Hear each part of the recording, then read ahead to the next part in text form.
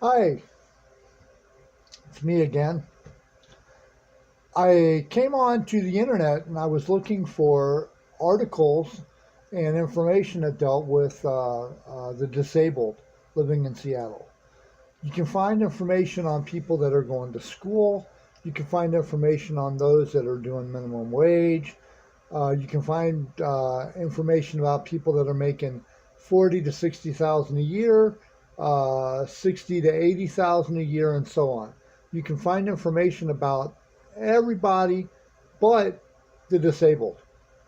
The ones that are on SSI and Social Security, the ones that are veterans, that are getting benefits, that have served their time in the military. Um, you cannot find anything on people that are making $20,000 a year or less. It's almost as if everybody wants to just sweep the disabled and the lowest of low incomes, the impoverished, underneath the rug. They want to sweep them under the rug and do away with them. Um, I want to deal with that.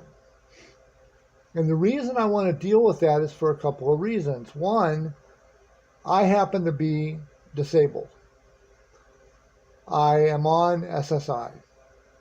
I make $771 a month. I used to be able to take $700 and go shopping, buy a pair of pants, buy a couple pairs of slacks, buy some t-shirts, buy a dress shirt, and have lunch. And I've spent $700. I could do it real easily.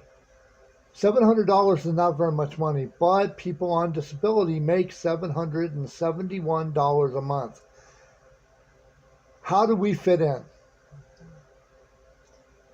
Is there a city made for us?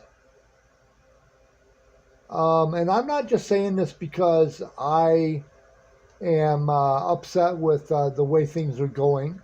I'm not saying this because I'm upset with the cost of living and the high rise of the money people are making. Make as much money as you want. I don't care. Make enough money to choke on it for all I care, as long as you don't hurt nobody in the process. Pay your taxes, treat your neighbors nice, be good to your mom, be good to your dad, love your family, and love your friends. That's all I can tell you. But upon being in a city such as Seattle, and for Seattle to be what it has become, it is very difficult for people that love Seattle, that have grown up there, to still be living there. How fair is it for transplants to move to Seattle that are just there for a tech job? They don't care anything about Seattle. They don't want to know nothing about Seattle. They want to go out drinking every night after work. They want to go partying on the weekends.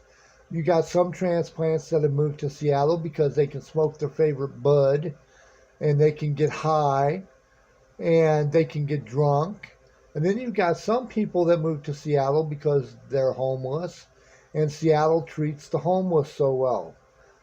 Um, but then you've got people that have become handicapped, that they love Seattle. They want to live in Seattle.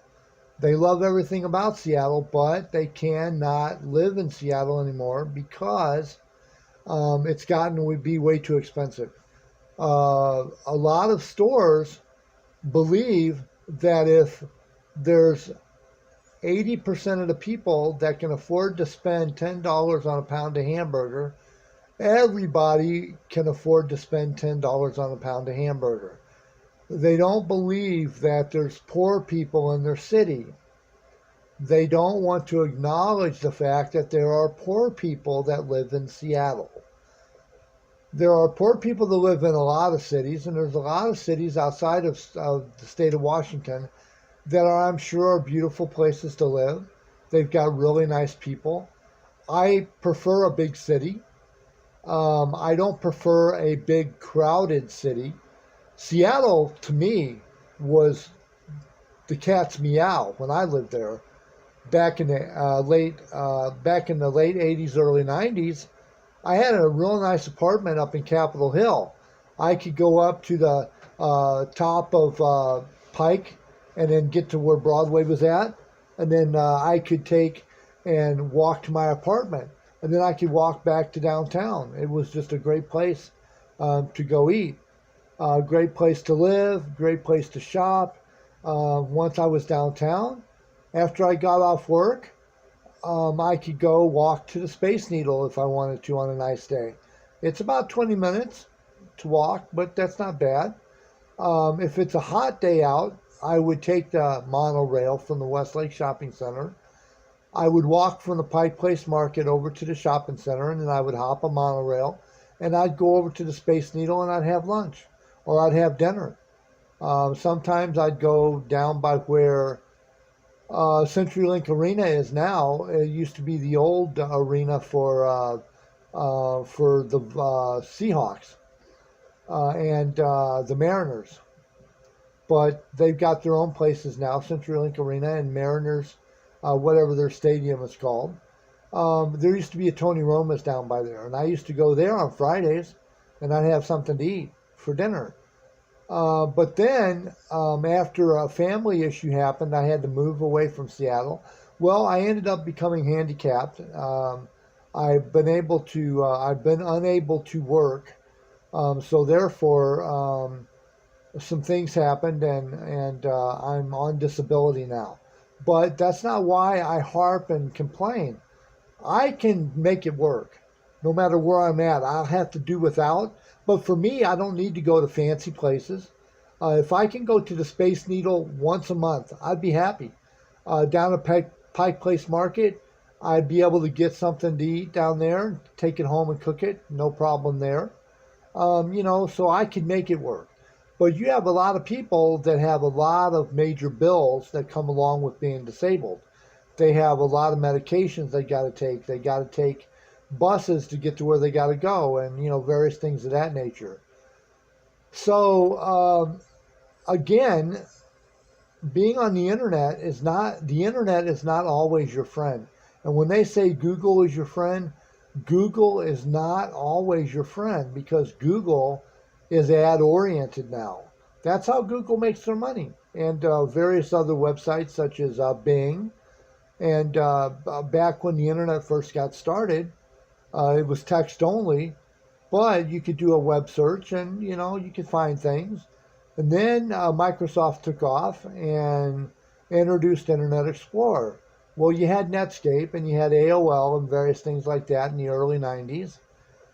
But about the mid '90s, the internet started to really take off. But upon doing that, everybody and their grandmother figured out how to make money off of the internet. So it's hard to find any kind of information now that deals with the Seattle impoverished, low income, disabled people. It's like, how do you guys live there? How do you survive? If I move back to Seattle, I need to know how I'm going to survive. I'm not going to be living in a tent. I refuse to be homeless in Seattle. If I do become homeless in Seattle, it would be living in a mobile trailer or something that I could transport from place to place. But anyway, again, if you if you read this video, if you see this video that I did just now, this video here that deals with low income, if you have any information to help me do another video about Seattle and the impoverished people that are making 20, 10,000 a year, 20,000 to be safe, or under a year, hit me up an ad, or hit me up a message underneath. If you like my videos, like and subscribe. I promise they'll get better. You got to bear with me. I'm a work in progress. So do the video, leave a comment. If you don't like my video and there's something I can do to fix it, please leave a message for me. I will promise that I will do the very best I can to respond and take your advice and try to make the videos better. I'm not making money off of these videos. I wish I was. If I was making Google money, I'd be living in Seattle right now making Google money. So anyway, this has been All Things Considered, because I consider all things. Again, good night, Seattle.